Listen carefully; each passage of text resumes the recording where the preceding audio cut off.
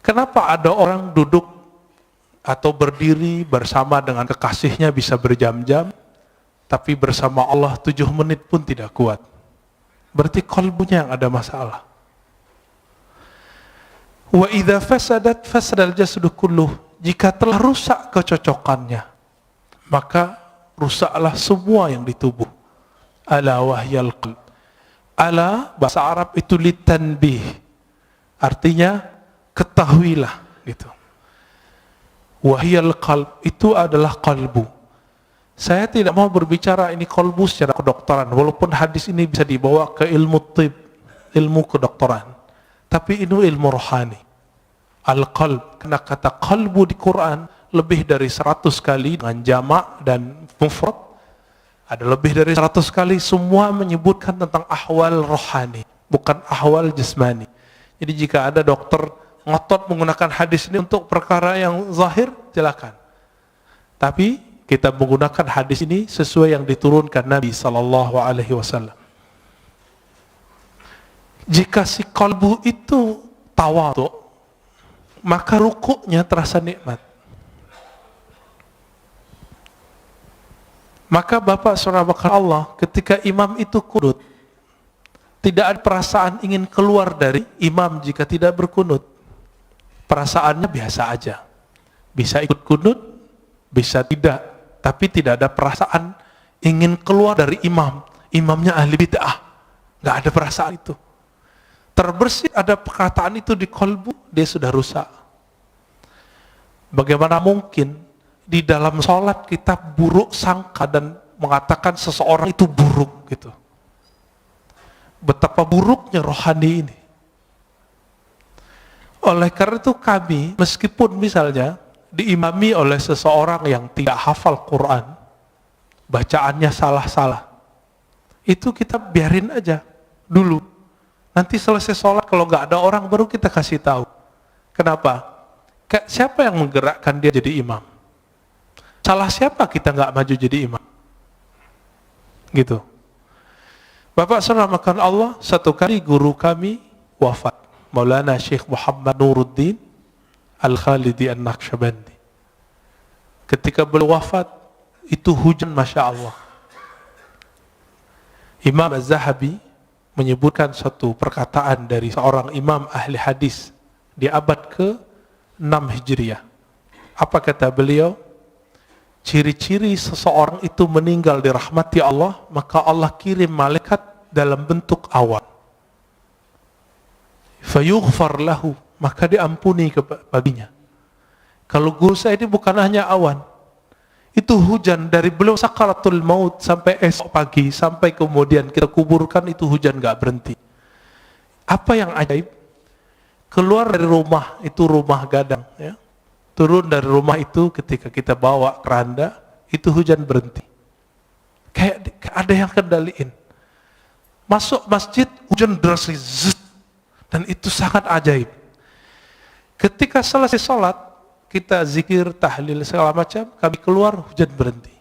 Tapi di saat ketika mau jadi imam, orang yang beliau angkat jadi wakilnya, itu seorang yang ummi, bacaan Qur'annya nggak bagus. Tiba-tiba ada seorang murid yang dianggap telah durhaka oleh beliau, ingin tebar pesona jadi imam. Padahal nggak ada yang nyuruh beliau. Awalnya mau narik dia untuk turun, tapi tiba-tiba beliau dapat ilham. Dari kolbunya sendiri yang bicara. Apa kata kolbunya? Hei, kamu tidak usah emosi. Yang menggerakkan dia ke depan siapa? Itu Allah, bukan kamu, bukan dia. Dipikir-pikir, oh saya juga nggak hafiz Quran. Ya sudah. Nah itu, ya, itu adabnya. Maka saya tidak pernah lagi marah waktu, karena jenggot saya nggak terlalu panjang, celana saya kadang jingkrang, kadang tidak. Satu kali di satu masjid, kita masuk, semua jamaah udah siap mempersilakan saya jadi imam, karena saya ustadz di situ. Tiba-tiba dia nyelonong dari luar masjid, keluar, masuk, dan kita lihat, wow, penampilannya sangat perfect. Celananya jingkrang, jenggotnya panjang, pakai kopiah. Emang sangat perfect. tapi nggak salam, nggak kalam. Ya udah, akhirnya saya yang qomat. Kenapa? Ingat kalimat yang tadi. Siapa yang menggerakkan dia? Allah. Karena seandainya dia jadi makmum, dia akan benci kepada saya. Dan salah satu imam yang Allah tidak ridhoi jika makmumnya tidak ridho kepadanya, jika ridhonya tidak berkaitan dengan syariat, tidak masalah. Tapi kalau berkaitan, itu bermasalah. Maka kita biarkan. Ya. Saya ikutin aja. Ya. Yang saya lihat bukan dia, tapi yang saya lihat adalah gerakan-gerakan dari Allah Ta'ala. Bapak Ibu Saudara makan Allah, kalau orang begitu, kira-kira kebencian keluar nggak dari kalbunya? Insya Allah keluar ya. Baik. Kembali ke yang tadi. Maka al-a'mal, amal itu masdaruhal qalb. Tempat terbitnya adalah kalbu. Tapi dia butuh bukti. Maka di Quran disebut i'malu fasarallahu a'makum. Beramallah kamu, maka Allah akan memperhatikan amalmu. Nah, pertanyaannya, merasa diperhatikan Allah nggak tadi sholatnya? Berarti sholatnya belum ngamalin ayat ini. Coba, mulai hari ini, beramal itu karena ayat itu. Beramallah kamu, Allah akan pandang amalmu. Tapi apa yang Allah pandang? Maka ditaksis dengan hadis Nabi Sallallahu Alaihi Wasallam, hadis Imam Muslim tadi dan Imam Bukhari juga ada yang semakna, bahwa Allah memandang ke kalbumu. Jadi yang dipandang itu bukan rukuknya, tapi ini yang disebut ahwal dalam rukuk. Mesti rukuk. Yang dipandang bukan sujudnya, sehingga jidat kita mulai sakit ketika sujud lama. Bapak kalau buka kopiahnya mungkin ada hitamnya. Bukan itu yang Allah lihat. Betul, beruntung kalau yang punya itu. Nanti malaikat maut pun mikir-mikir mau cabut. Wah, ini ahli tahajud ini kayaknya ya. Tapi bukan itu yang kita kejar. Kau bisa sembunyiin itu. Kenapa? Karena yang disebut simahum fi wujuhim min athari sujud, itu artinya efek sujudnya itu terlihat di wajahnya. Apa efek sujud? Ketika orang sujud, dia lebih merendahkan wajahnya, otaknya yang doktor, otaknya insinyur, otaknya yang sarjana, otaknya yang hafiz, otaknya yang pinter itu, dia taruh di mana? Di bawah bokongnya, di bawah tempat keluar najis semua. Maka orang-orang ini dihina orang tidak akan marah. Kenapa? Dia sendiri telah menghinakan dirinya di hadapan Allah Ta'ala. Bukankah kita, Bapak soft nomor 2, bukankah dibelakangi oleh orang yang soft depan? Itu kita sudah biasa menghina diri. Tapi kenapa kemudian jika disinggung orang sedikit ngamuk? Ini yang tidak wajar di kalbu. Berarti belum salah. Kalbunya belum saleh.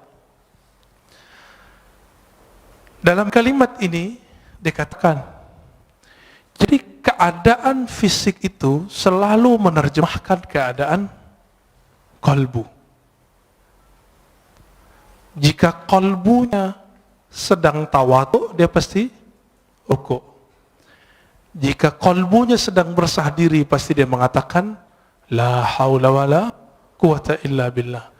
Jika kalbunya sedang menta'zim Allah, pasti dia mengagumi dan mengatakan subhanallah.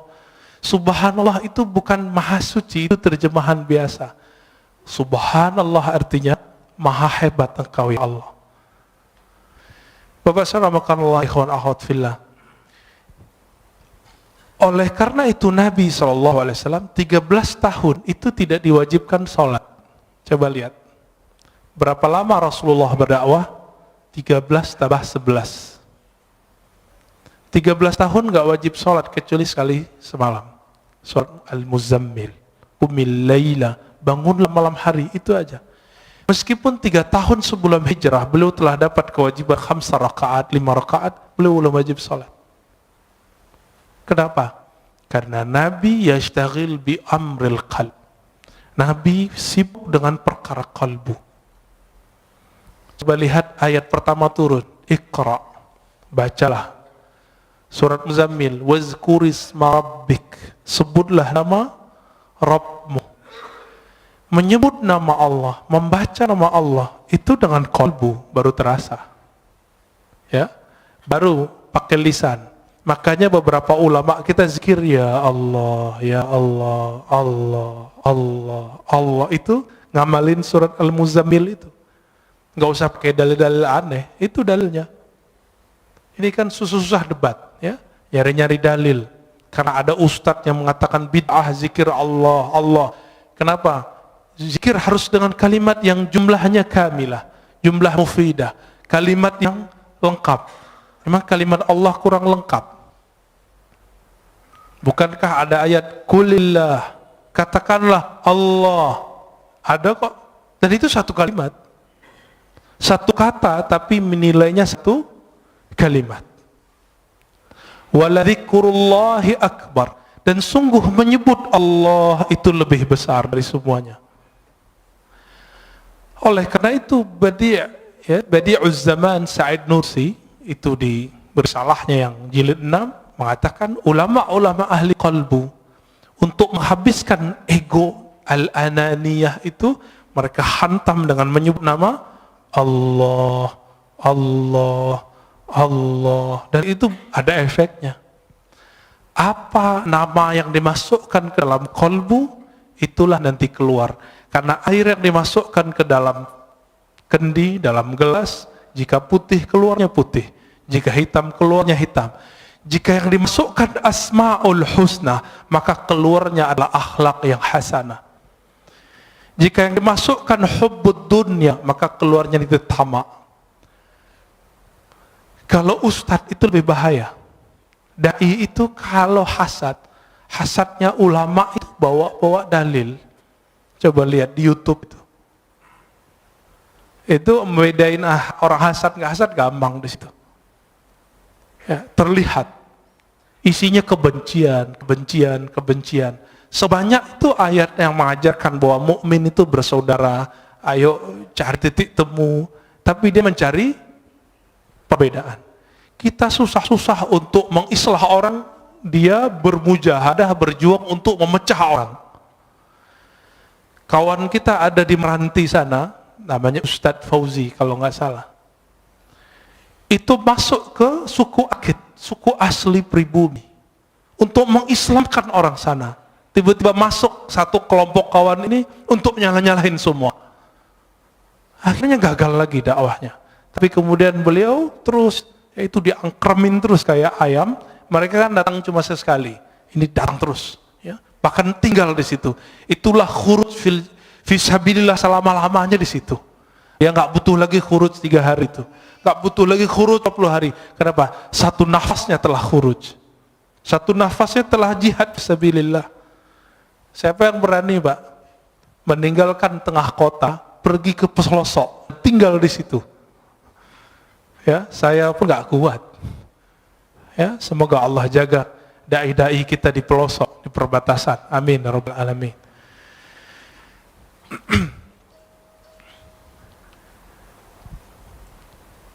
Oleh karena itu masyayikh kita mengajarkan zikir qalbu. Ketika latihan, maka kurangi dulu zikir-zikir fisik. Dulu kami latihan 40 hari, itu cuma zikir qalbu. Yang wajib-wajib kita nggak boleh tinggal. Sholat jamaah, 5 waktu, sholat Jumat. Yang itu kita kejar terus. Tapi kerjanya ngapain? Setelah sholat, zikir. Setelah zikir, zikir. Setelah zikir, zikir. Setelah zikir, zikir. Sampai tidur pun zikir. 40 hari, 40 malam. Kami kurangi makan, kurangi tidur, kurangi.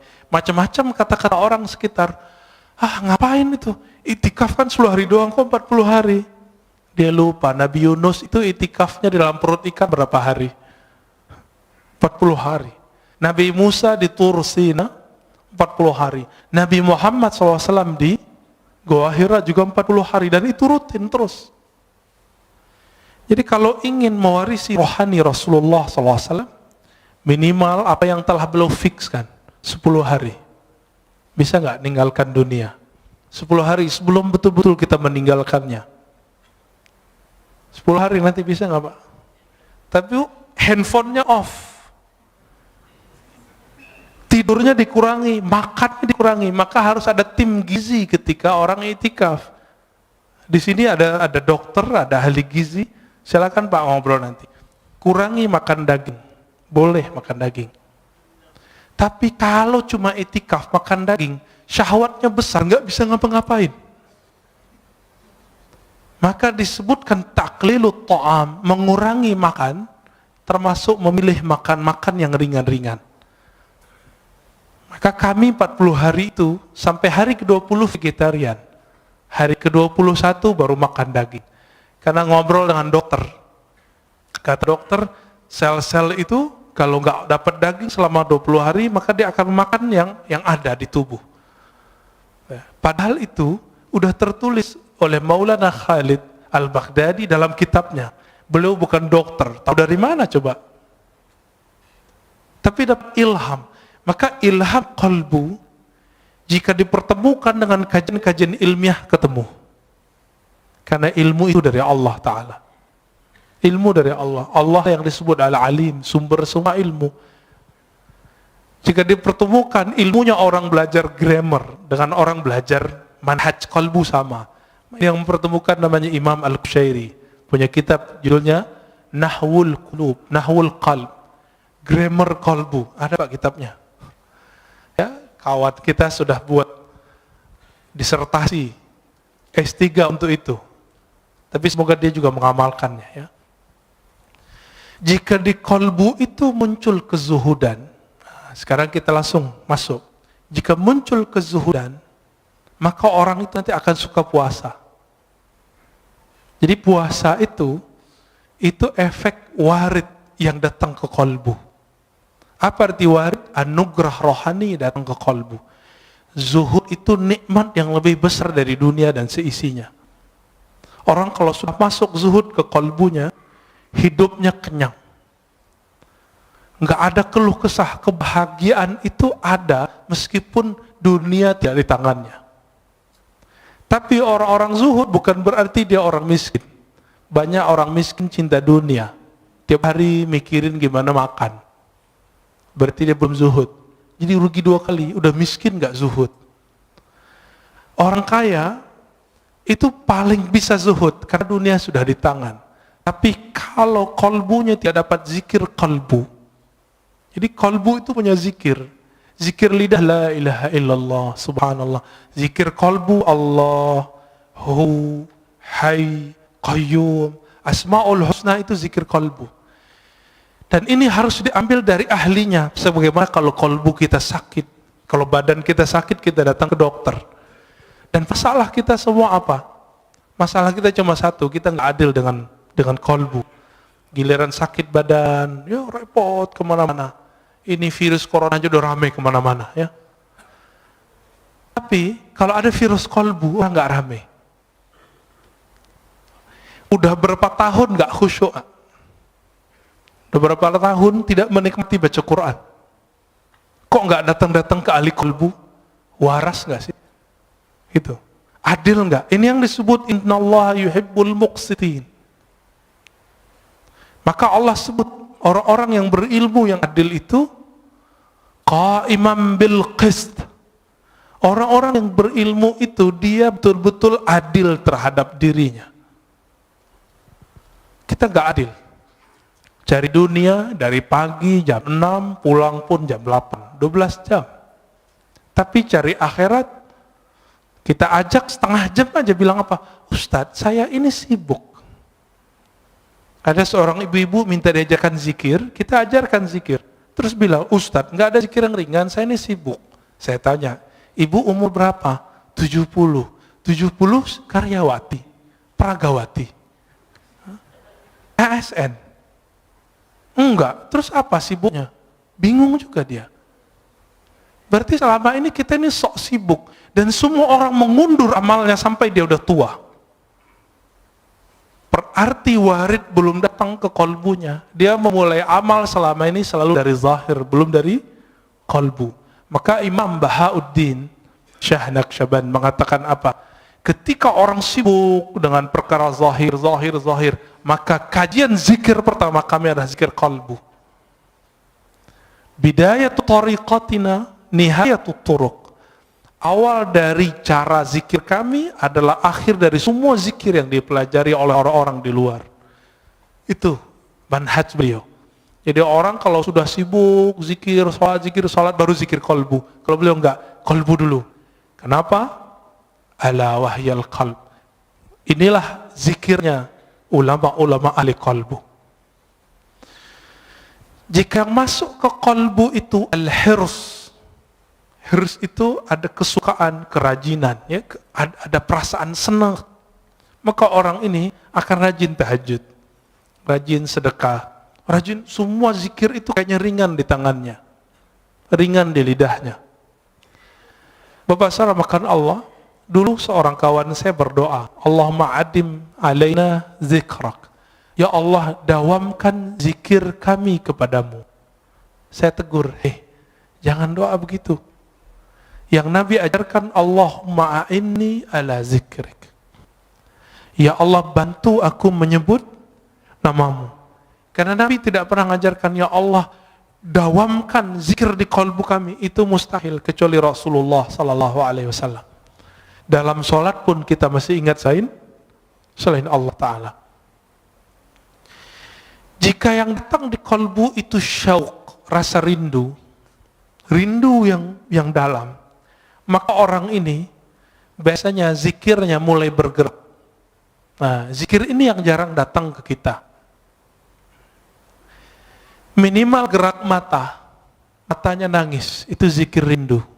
Jadi rindu itu datang dulu ke kalbu, baru saat dia berzikir ada rasa nangis. Bukankah sebagian Bapak Ibu ketika mendengarkan imam kita tadi sholat, teringat mana? Sudais, ya, semoga Allah muliakan beliau, amin. Kita teringat itu. Bagi mereka yang punya pengalaman sholat di belakang Sudais, dia rindu, dia bisa nangis. Itu baru rindu dengan imam dunia. Imam sholat di Mekah, bagaimana imam al-a'immah Sayyidina Rasulullah SAW. Maka orang ini saat mengatakan Allahumma salli ala Sayyidina Muhammad, air matanya pasti mengalir. Itu yang disebut dalam syair-syair Hisan bin Sabit, kullul qulub, semua kalbu itu rindu kepada Nabi. Tapi bukti rindu itu hanya satu, dumu'ul ain. Ketika air mata itu berkaca-kaca, air mata itu mengalir. Atas dasar itulah ulama kita punya majelis khusus, namanya majelis sholawat, karena itu majelis kerinduan. Imam Ibn Arabi yang disesatkan orang di zamannya, dia jauh dari semua kesesatan itu, karena beliau ahli hadis. Saya S1 meneliti beliau. Ibn Arabi menulis kitab Tarjumanul Ashwaq. Sebelumnya beliau seorang ahli hadis, meriwayatkan hadis dengan sanadnya sendiri sampai ke Rasulullah. Berguru kepada Imam Bukhari di zamannya, namanya Ibnu Asakir, dan Imam Muslim di zamannya, yaitu Imam As-Silafi. Imam Ibn Arabi nulis Tarjumanul Ashwaq, terjemahan para perindu, kalbu yang merindu. Dan salah satunya di situ ada kerinduan kepada Rasulullah sallallahu alaihi wasallam. Orang yang rindu kepada Rasulullah pasti dia rindu kepada orang yang membuat dia rindu kepada Rasulullah. Siapa yang mengajarkan kita rindu kepada Rasulullah? Guru-guru kita. Guru-guru ini yang mengajarkan rindu. Maka rindu kepada Rasulullah itu bersanad. Ini yang Nabi katakan, tuba liman ra'ani wa amana bi. Tuba liman ra'ani wa liman ra'aman ra'ani. Beruntung orang yang memandangku. Kalau nggak ketemu aku, dia ketemu murid-muridku atau murid dari muridku. Ini yang disebut tuba. Bagaimana Bilal ibn Rabah ketika Omar datang ke Damaskus, Bilal dipanggil. Wahai Bilal, kami rindu Rasulullah. Apa kata Bilal? Lalu apa yang harus kau lakukan? Kata Omar, tolong engkau azan. Ingatkan kami kepada azannya di zaman Rasulullah SAW. Lalu dia azan. Setelah sekian lama Rasulullah wafat, dia nggak mau azan. Kenapa? Setiap kali dia azan dia bisa pingsan. Itulah rindunya seseorang perindu. Dia bergerak, badannya bergetar ketika rindu. Kalau dia kuat, dia bisa terus. Jika tidak, dia pingsan. Dan Bilal bin Rabah sampai di asyhadu an la ilaha illallah, sampai di asyhadu anna Muhammadar Rasulullah. Ketika sampai di bagian itu, dia tidak sanggup lagi menahan tangisnya. Dia berhenti, tersenduh-senduh, baru dia lanjutkan. Bahkan di riwayat lain beliau pingsan. Itulah para perindu. Makanya zikirnya para perindu itu ada 3. Jika di mata dia menangis, jika di tubuh dia bergerak, jika tidak kuat maka dia pingsan. Inilah zikir-zikirnya qalbu. Karena sebab syauq datang, rasa rindu itu datang. Dan rindu itu sumbernya satu, al-mahabbah, rasa cinta kepada Allah dan Rasulullah. Bapak saudara makan Allah, terkadang kalau orang rindu itu gombal, benar nggak? Kalimat-kalimatnya aneh-aneh. Dalam ilmu zikir, ilmu qalbu disebut dengan syatahat. Apa arti syatahat? Kalimat yang lompat dari mulut karena gejolak-gejolak rindu dalam kalbu. Jika seseorang merasakan rindu tersebut, maka muncullah syatahat. Inilah yang muncul pada Imam Junaid, Imam Abu Yazid Al-Bustami, bahkan imam seperti Al-Hallaj. Al-Hallaj mengatakan, ma fi jubbati illallah, di jubahku hanya ada Allah. Dia tidak dihukum karena dia ngomong itu, tapi dia ketika mengatakan haji itu cukup di rumah, tapi itu ternyata bukan perkataan dia. Jadi dulu karena buku tidak ada copyrightnya, setelah itu bukunya tentang asrar haji disalin oleh orang tertentu, lalu ditambahkan di situ, haji tidak perlu ke Mekah, cukup di rumah. Ketika dihakimi, dibawa ke pengadilan, Al-Hallaj ditanya, ya Hallaj, haza kitabuk, hei Hallaj, ini kitabmu? Hallaj mengatakan, oh itu judul kitabku, tapi dia tidak tahu isinya. Langsung hakimnya mengatakan, taib, kamu zindik, kamu fasik, langsung divonis esok hari dipenggal. Al-Hallaj wafat tahun 309 Hijriah. Kata Imam Al-Ghazali, seandainya aku jadi qadhinya, jadi hakimnya, tentu aku tidak akan mau hukumi gantung baginya. Itu kata Imam Ghazali. Tapi ya sudah, ya. Tilka ummatun qad khalat laha, ya, ma kasabat. Kita lanjut. Sampai jam berapa? Masya Allah. Nanti sholat syuruknya diundur, ya. Ngaji lebih afdal daripada sholat. Imam Ibnu Majah meriwayatkan dari Nabi SAW bahwa mempelajari satu bab ilmu lebih afdal dari sholat 100 rakaat. Ya. Baik. Jika yang muncul di qalbu itu al-khauf, dia juga nangis. Apa arti khauf? Rasa takut. Tapi bedanya, al-khauf ini beda dengan syauq. Jika syauq bikin orang bergetar, tapi kalau khauf tidak, bikin orang diam. Ada lagi raja. Raja itu harap. Jika orang berharap, Allah menerimanya. Bapak saudara makan Allah, kita ini semua punya dosa, benar nggak? Mulai dari ujung rambut sampai ujung kaki. Tapi apakah dengan dosa itu kita berhenti beramal? Enggak.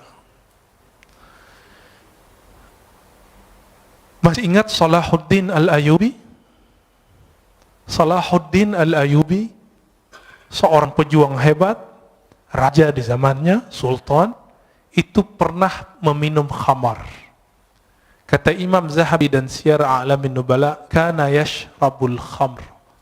Dulu Salahuddin ini enggak sholah, enggak bagus. Ngapain dia?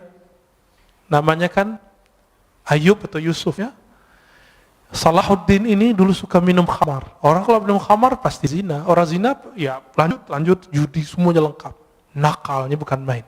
Maka jangan, kalau ada anak muda hari ini malam-malam kita lewat, dia minum khamar, dia jahat, jangan benci dulu. Siapa tahu nanti dia jadi mujahid fi sabilillah. Jangan benci dulu. Ya, tadi kita pas lagi nyetir, Tiba-tiba ada yang, ya anak orang pakai motor truk-truk, ya, suka-suka dia. Saya mikir, jangan-jangan ini Salahuddin. Menghibur diri. Biar husnuzan, biar gak benci, siapa tahu. Kita punya sahabat, dulu peminum, suka narkobaan, sekarang Masya Allah, amal zikir, banyak. Bahkan ada yang sudah menjadi ustadz, banyak. Ya. Jadi jangan hukumi orang dengan waktu dia bermaksiat. Siapa tahu itu maksiat terakhirnya. Jangan pernah sucikan orang dengan amalnya. Siapa tahu itu amal soleh terakhirnya. Besok dia maksiat terus. Tapi semoga itu tidak terjadi. Maka Bapak Saudara makan Allah, jika di Quran lebih dari 100 kali Allah membicarakan kolbu, kenapa ajaran-ajaran kolbu tidak dominan dalam kajian-kajian kita? Yang dominan apa? Kajian fikih, sunnah, bid'ah. Ingin mempergi kolbu, tapi yang terjadi keras kolbu. Ini coba aja. Kita bertahun-tahun ngaji sunnah bid'ah. Apa yang terjadi? Kolbu keras. Keras bukan main. Karena Rasulullah awal ngajar orang bukan ngajar sunnah bid'ah. Yang pertama diajar oleh Rasulullah apa? Kolbu. Jadi kalau ada orang sibuk dengan sunnah bid'ah, dia salah berguru. Tapi kalau sudah selesai belajar kolbu, baru belajar itu. Jadi saya berbeda sedikit dengan banyak orang. Orang mengira belajar tasawuf itu setelah belajar fikih. Enggak. Bagi saya belajar tasawuf dulu, belajar fikih. Baru belajar akidah lebih awal ya. Akidah, tasawuf, fikih. Kalau enggak yang terjadi nanti debat. Suatu kali Imam Fakhruddin Ar-Razi, pengarang kitab Mafatihul Ghaib, datang ke seorang ahli qalbu. Lalu ahli qalbu itu menyindir Fakhruddin yang punya tafsir sepanjang tangan saya ini. Namanya Mafatihul Ghaib. Dia mentafsir Bismillahirrahmanirrahim 1 jilid. Ini di sini ayat sudah berapa turun di sini, ya. Tapi beliau mentafsir Bismillah 1 jilid. Sampai sekarang kawan saya ngaji Bismillahirrahmanirrahim 7 tahun belum selesai. 7 tahun Pak belum selesai. Ngaji alif aja lama sekali ngajinya. Sampai betul-betul dikenal. Kenapa Bismillah itu kok diulang-ulang di Quran? Ternyata itulah awal yang ditulis di Lauh Mahfuz. Ketika Allah pertama ciptakan Lauh Mahfuz, apa kata Allah? Uktub. Faqala ma aktub. Qala uktub Bismillahirrahmanirrahim. Hadis sahih Imam Tirmizi. Jadi Allah ciptakan Lauh Mahfuz. Apa arti lauh? Lauh itu seperti kumpulan data. Semua data ada di situ. Data semua dunia dan akhirat. Apa kata Allah? Hai Lauh Mahfuz, tulislah. Lalu dia bertanya, apa yang kami tulis ya Allah? Uktub Bismillahirrahmanirrahim. Maka mengkaji Bismillahirrahmanirrahim, mengkaji semua makhluk. Selesai Pak semua. Rahman itu semua makhluk. Rahim khusus wali-wali Allah. Kekasih-kekasih Allah. Nanti lain waktu cari gurunya ya. Ada yang pakar ilmu ini. Tapi tidak boleh dikaji terlalu luas. Imam Fakhruddin Ar-Razi kemudian bertanya. Ketika disindir. Tafsirmu itu belum apa-apa. Dia kaget.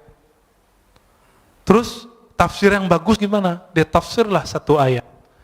Fakhruddin Ar-Razi bengongnya bukan main, lama dia berpikir, loh kok dia tahu makna itu ya?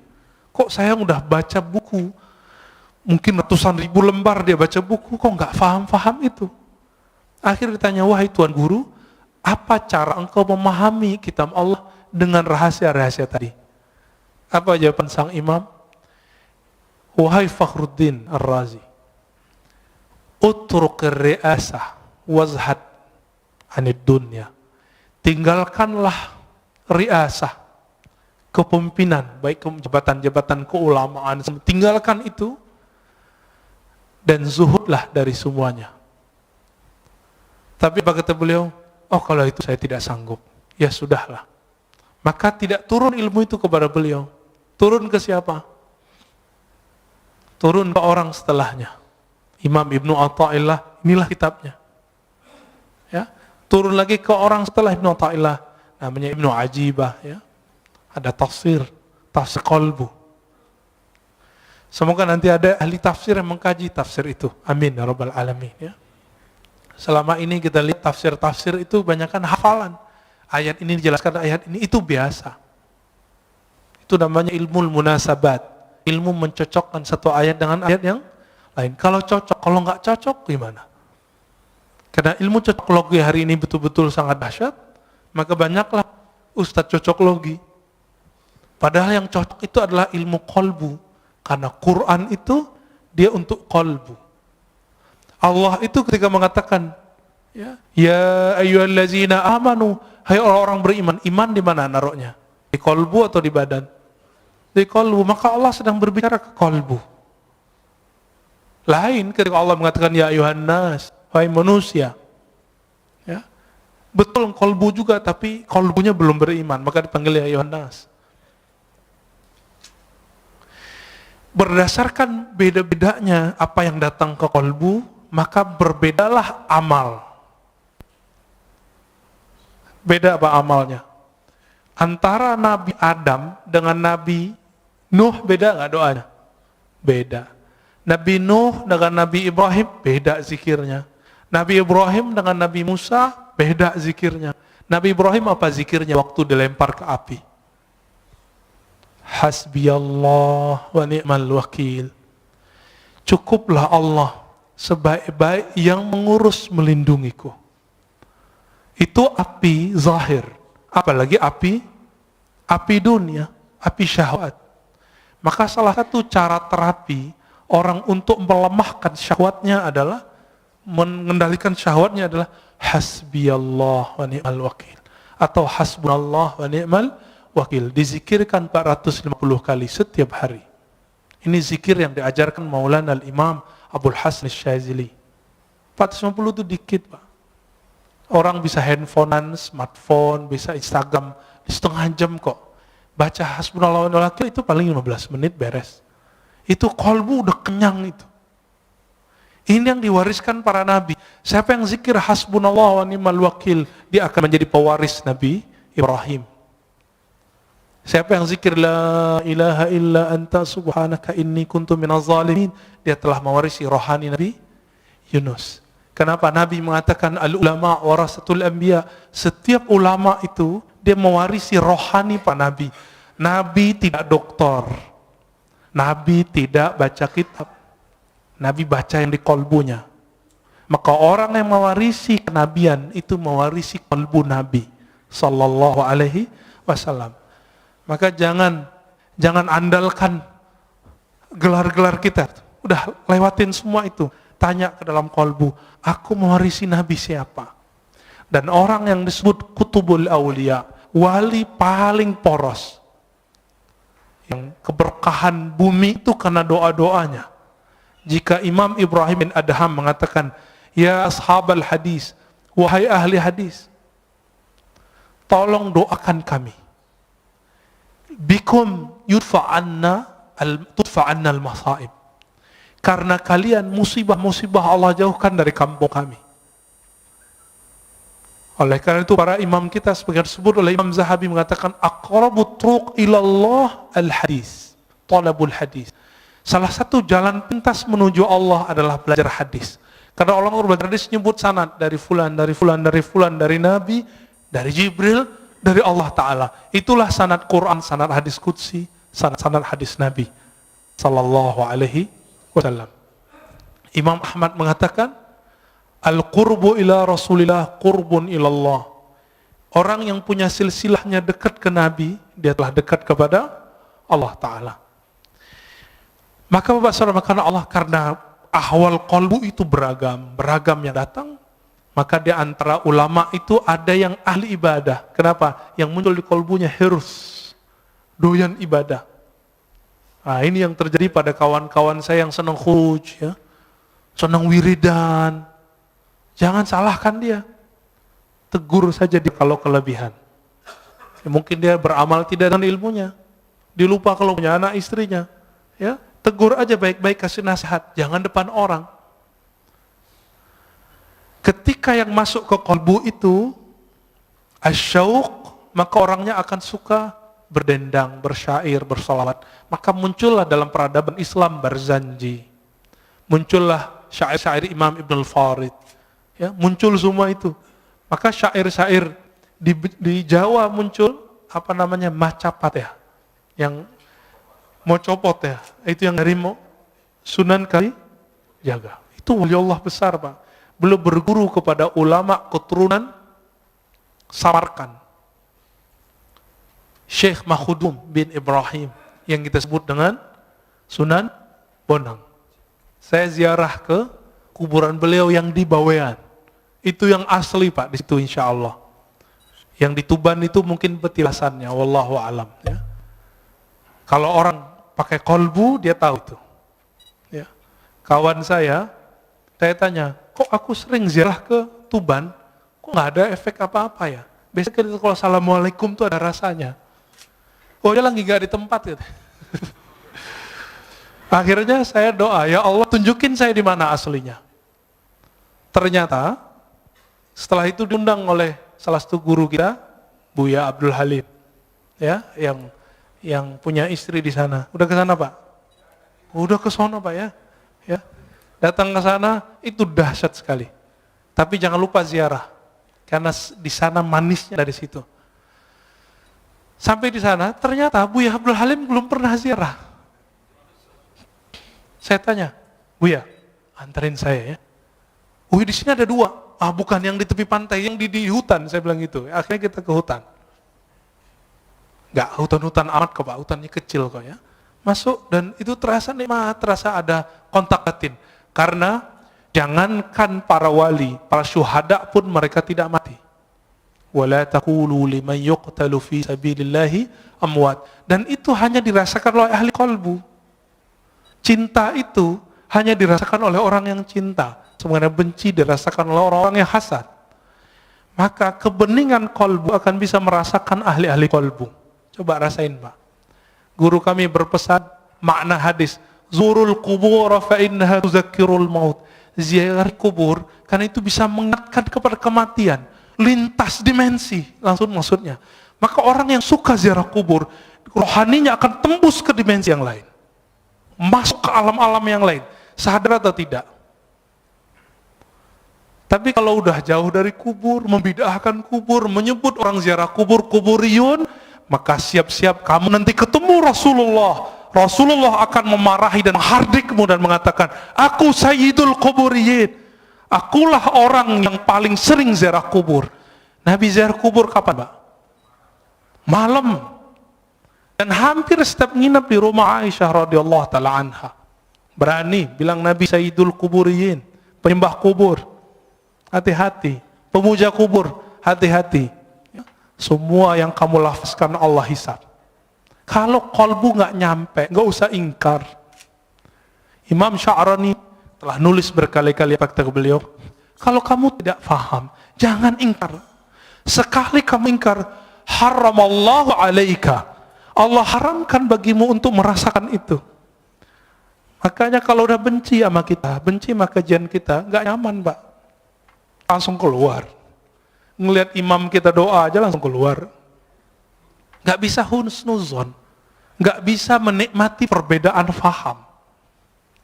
Betapa sempitnya kalbu, padahal kalbu itu lebih luas dari dunia dan seisinya.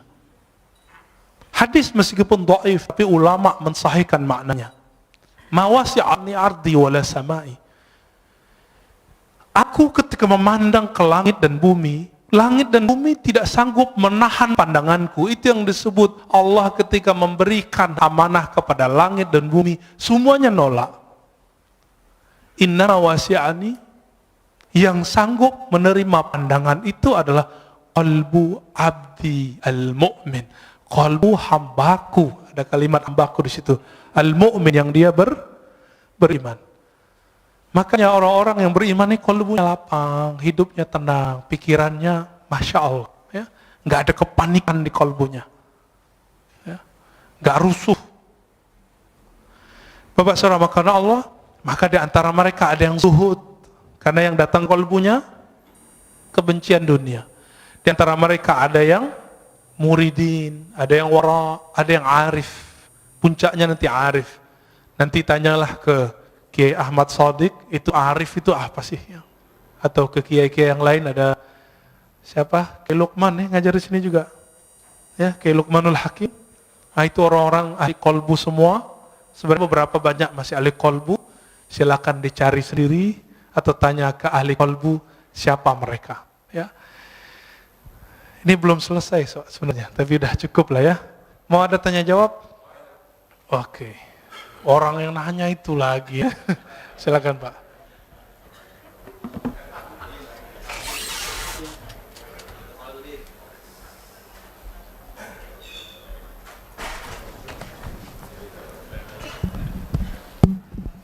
Terima kasih. Assalamualaikum warahmatullahi wabarakatuh. Yang pertama, ini masalah kolbu ini. Saya berusaha pernah mendengar bahwa Al-Fatihah itu adalah obat dari segala penyakit. Sehingga begitu bangun tidur, pengen minum, ditiupkan Al-Fatihah. Tapi ada yang mengatakan dari segi medis meniup makanan itu adalah tidak baik. Jadi bagaimana kontradiksi dari satu? Dan yang kedua, satu dulu Pak. Kejawab nanti ya. Antara ahli medis dan ahli kolbu itu yang beda mazhab. Tapi yang beruntung yang mengerti ilmu kolbu plus mengerti ilmu cara niup. Orang baca Quran niupnya bukan gitu Pak. Ada caranya. Mau diajarin Pak. Bahasa Arabnya yanfuth. Yanfuth. Gitu beda. Itu bukan tiupan. Itu mindahin CO2 itu. Yanfuth itu tiupan yang tidak ada rasa geraknya. Gitu. Yanfuth. Mirip. Maka beberapa silat saya lihat itu dia punya latihan nafas, tapi itu lebay juga ya. Ini nggak apa-apa juga sih. Gimana? Ternyata bukan hanya itu yang penting. Bapak kalau saya kirimin WA, saya bilang, Bapak hebat ya, ahli tahajud, mujahid fisabilillah, semangat Pak. Tapi saya bilang, cemen lo, soalim. Itu di WA. Kalau Bapak baca ada efek nggak? Ngefek ke badan nggak? Waktu pengurus diteror waktu 2 tahun lalu, atau 3 tahun lalu, karena mencoba menetralisir kajian, itu WA bikin rusuh itu Pak, bikin gundah. Benar nggak? Kalimat-kalimat itu punya energi kalau dibaca. Apalagi kalau dilafazkan, apalagi kalau dihembuskan. Kenapa? Karena energi-energi yang ada di situ dia bisa tersimpan. Coba lihat flash disk. Dia bisa nyimpan data, handphone bisa nyimpan data, maka semua benda-benda itu bisa nyimpan energi, data-data itu. Semuanya bisa nyimpan data. Kenapa sendal Imam Ahmad itu bisa mengeluarkan jin? Seorang laki-laki datang, ya Ahmad, ya Aba Abdullah, anakku, putriku sering kesurupan, kayaknya dipaksa nikah tuh kayaknya. Rata-rata kesurupan, survei kita 70% survei langsung. Itu karena stres, ditekan. Di pesantren, kalau pesantrennya terlalu keras, kurang menikmati anak kita di kesurupan Pak. Di asrama, di sekolah, apalagi dipaksa nikah sama. Dipaksa kerjaan sama, atau lagi pergi berkemah itu ada tekanan, nanti orang itu seruban, itu stres. Tapi kalau ini bukan, ini gangguan sihir, udah stres kemasukan jin. Apa katanya? Maaf saya lagi sibuk, ini sendalku, tolong bawa, ketuk aja kepalanya, jangan digambar gitu ya, ketuk kepalanya. Akhirnya dia datang pulang, dia ketuk kepala si putrinya, langsung sembuh. Apa hubungannya sendal lama? Jadi ulama-ulama ahli kolbu itu untuk mengurus orang kesurupan nggak perlu baca ayat Pak. Karena dibacain ayat, jinnya juga hafiz. Diulang lagi hafalannya semua. Dia butuh butuh memori-memori kolbu yang tersimpan di situ. Maka caranya bukan dihembus, gitu Pak ya, ditiup. Ini saya tunjukin. Kita baca misalnya, Bismillahirrahmanirrahim. Gitu aja. Dia cuma transfer data aja. Data kalimat Al-Fatihah dipindahin ke situ. Diiktikadkan, ya Allah, tolong turunkan keberkahan Fatihah ke. Abu Sa'id Al-Khudri udah bertahun-tahun diajarkan Al-Fatihah oleh Nabi. Tapi satu kali sebelum pulang, Nabi panggil, ya Abu Sa'id, nanti sebelum pulang kamu temuin saya. Karena dia punya bakat ngobatin. Gak semua orang punya bakat ngobatin, Pak. Jadi Bapak ini kalau gak punya bakat ngobatin, walaupun hafiz Quran, apalagi cuma hafil qul huwallahu ahad, jangan coba-coba ngeruqyah. Abu Sa'id orangnya berani, nekatan orangnya. Apa kata Nabi? Nih, saya kasih kamu hadiah. Ditunggu-tunggu ternyata yang dibaca Nabi apa? Al-Fatihah. Tapi baca Fatihahnya beda zauknya, beda waridnya, beda ahwalnya ketika baca Fatihah saat sholat. Saat sholat baca Fatihah itu isinya adalah khudu, kerendahan kolbu. Di saat ini ada zikir obat di situ. Muncul sebuah riwayat hadis dhaif. Al-Fatihah shifa'un min kulli da'. Fatihah itu obat segala penyakit. Hadis dhaif, tapi Imam Ibnu Qayyim, murid Ibnu Taimiyah, Imam Salafi mengatakan apa? Ini mujarab. Fatihah itu mujarab. Benar Pak, mujarab Pak. Cobain aja Pak. Terus gimana lagi setelah ditiup? Tutup dengan salawat Allahumma sholli ala Sayyidina Muhammad wa ala ali Sayyidina Muhammad. Lalu minta doa, ya Allah, berkahi air ini, jadikan dia obat untuk tubuhku, badanku. Gitu Pak. Jadi jangan pindahin CO2-nya. Oke? Ya. Yang kedua, satu lagi aja. Tambuh. Tambuh cia. Begini Ustaz. Jadi di dalam kita menetralisir diri ini, kami sering praktik bahwa menangis itu adalah lambang kecengengan. Jadi kami berusaha untuk tidak menjadi orang cengeng bagaimanapun perasaan, untuk berusaha tidak menangis, sehingga memang sulit untuk menangis. Sedangkan dikatakan kamu membaca Al-Quran itu cobalah menangis, kalaupun tidak bisa menangis berpura-pura menangis. Nah, kontradiksi lagi. Bagaimana Ustaz? Makasih. Hadis Iqra'ul Quran wabku alaihi fa illam tabku fatabaku. Itu hadisnya dhaif tapi boleh diamalkan. Bacalah Quran, menangislah. Jika kamu tidak sanggup menangis, maka kenapa susah nangis? Karena nggak pakai kolbu. Coba urus dulu kolbunya. Urus dulu kolbunya. Nanti Pak, kami 40 hari, saya cuma diizinkan sebelum maghrib baca Quran sama guru saya. Kamu obatnya sekarang kolbu dulu. Fatihahnya ayat yang lain nanti aja dulu. Dosisnya nanti. Maka saya dulu waktu umur 13 tahun, karena ada kewajiban sekolah harus hafal as-sajadah, sebelum maghrib saya baca as-sajadah, baca aja. Tahu-tahu 40 hari udah hafal. Ketika selesai 40 hari, selesai zikir kolbu, saya baca Quran. Baru di Bismillahirrahmanirrahim, udah gak sanggup baca lagi. Tersenduh-senduh Pak. Cengeng gak? Enggak. Saya saat itu merasakan yang ngirim Quran itu ngomong. Lagi kirim. Di zaman-zaman dahulu, zaman-zaman masih pakai surat. Kalau orang rindu, maka dia bukalah surat yang ada di lemari, surat dari kekasihnya. Masih ingat gak? Dibuka, beberapa orang nangis. Dulu saya masih ingat bapak saya pertama saya ke Jakarta, itu kirim surat, Ananda gitu ya. Itu surat saya simpen itu. Sekarang karena pindahan nggak tahu nih masih ada, kayaknya masih ada. Ya. Kalau saya rindu, dulu kan belum ada handphone seperti sekarang. Saya buka aja itu bisa nangis Pak. Kalau surat dari ayah ibu bisa bikin nangis, bagaimana dengan Allah yang mewasiatkan untuk berbuat baik ke ayah dan ibu? Lebih nangis lagi.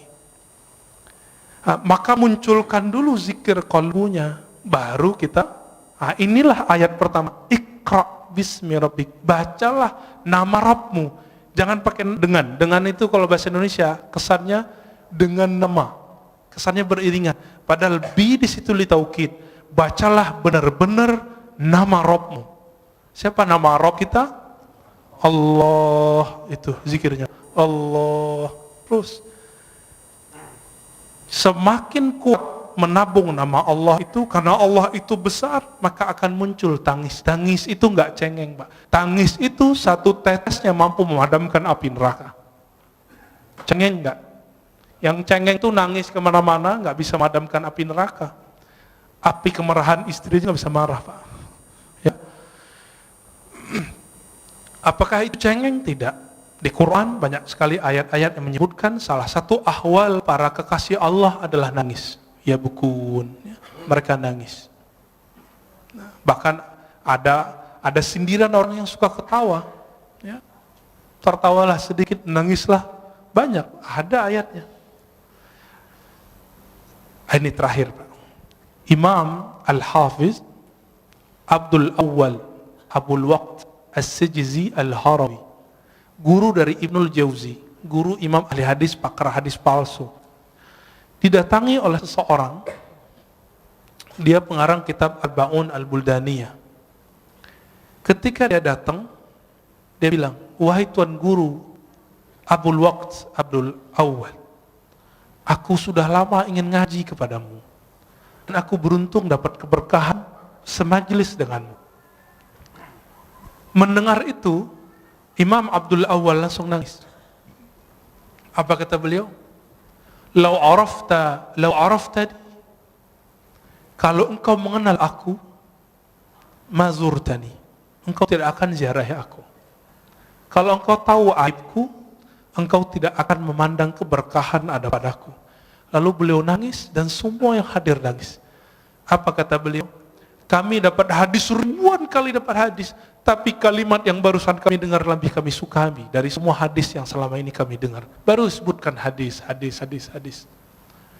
Dikasih makan nggak mau makan beliau. Kenapa? Sudah nangis duluan.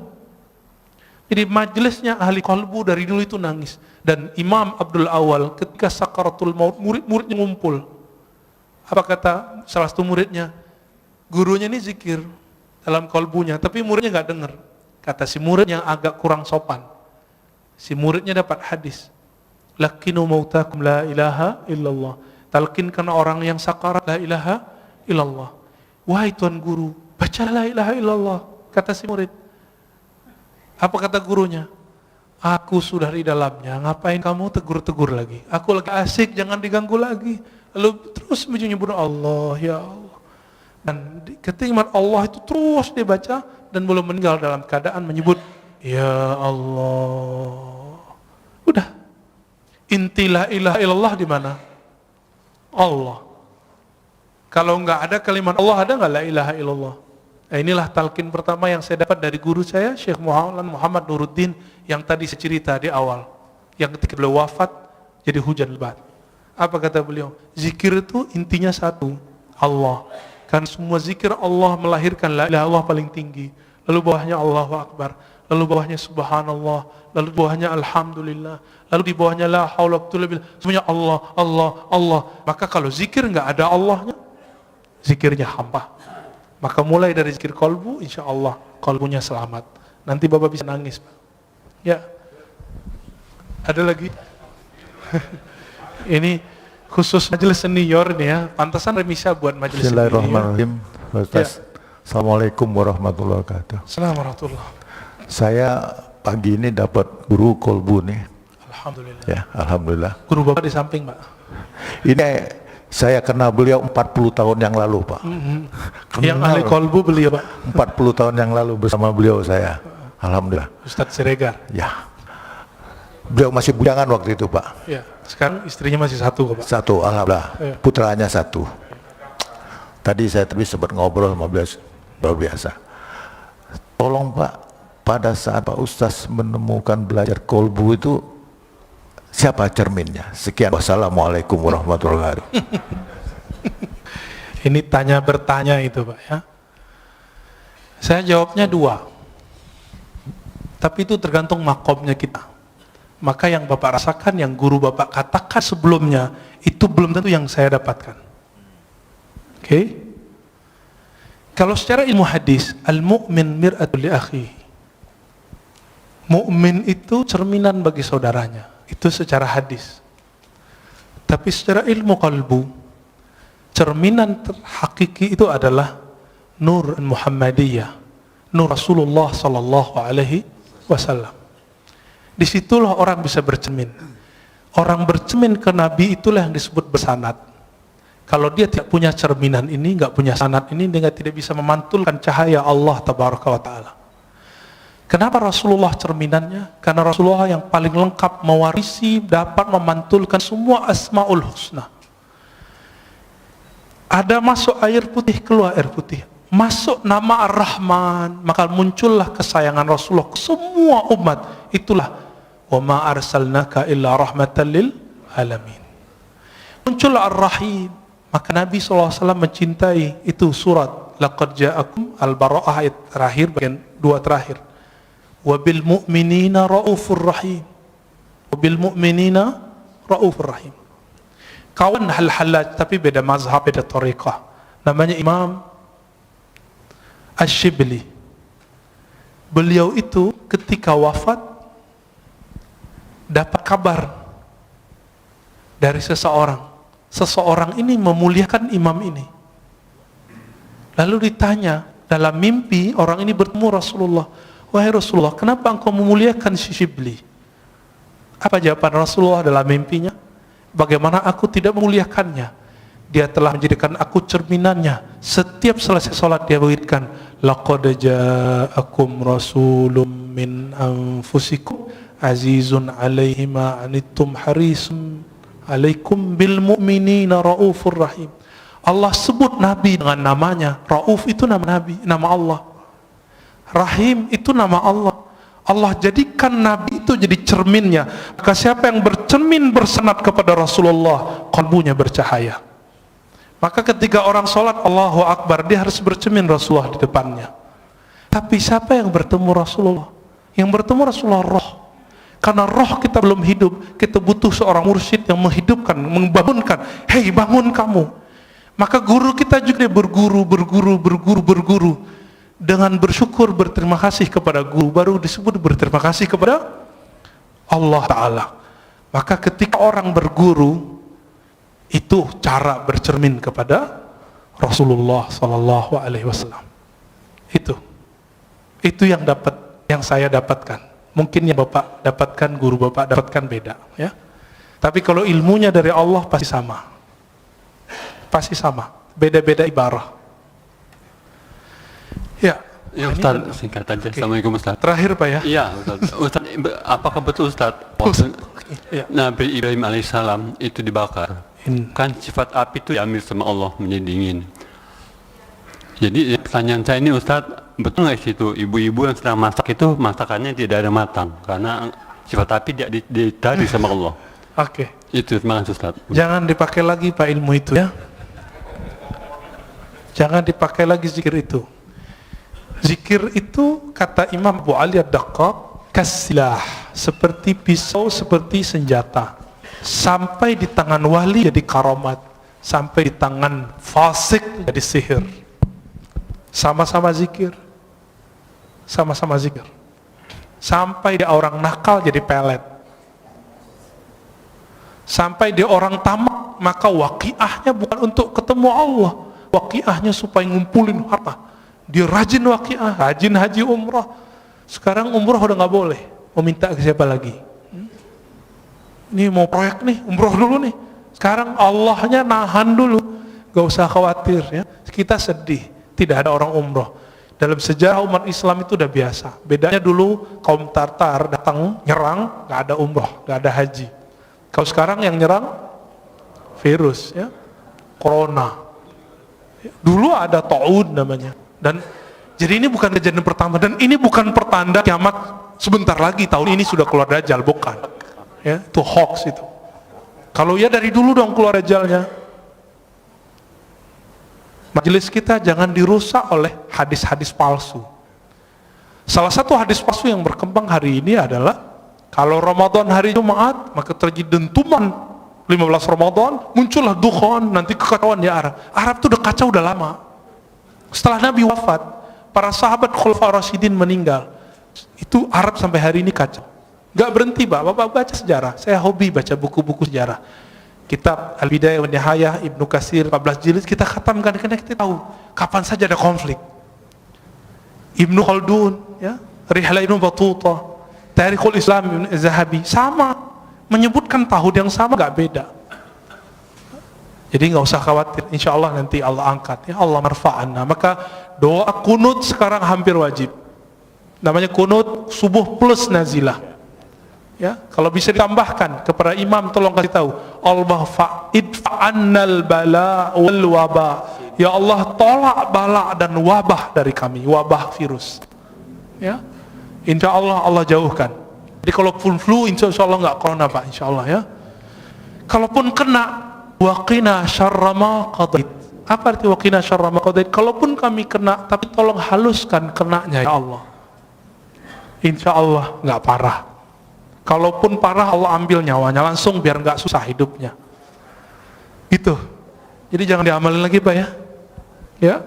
Kalau ada teman Bapak kasih tahu, jangan coba-coba pakai zikir itu untuk menahan biar ibu-ibu nggak matang.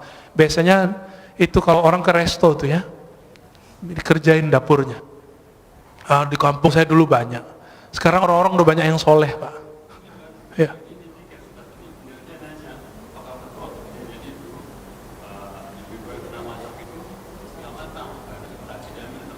Oh enggak, itu mah ngakalin aja ya. Yang pasti di situ muncul kaidah Ahlussunnah. Apa kaidah dalam akidah Ahlussunnah? Api itu tidak membakar karena zatnya, tabiatnya.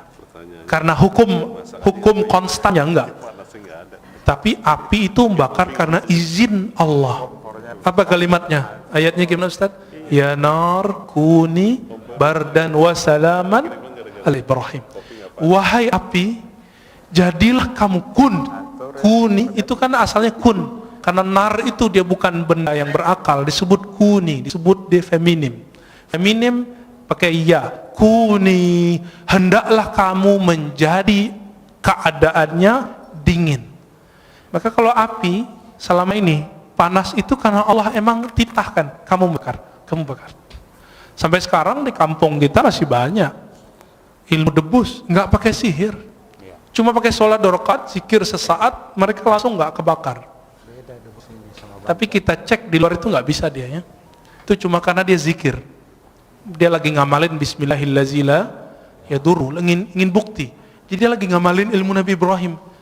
Ya Allah, saya pengen bukti kalau benar ayat ini, benar hadis ini, kalau siapa yang bersama Allah tidak ada yang menyakitinya, buktikan aku ambil api, jangan bakar diriku. Betul. Dan saya punya guru itu. Coba alhamdulillah ibu saya dulu larang.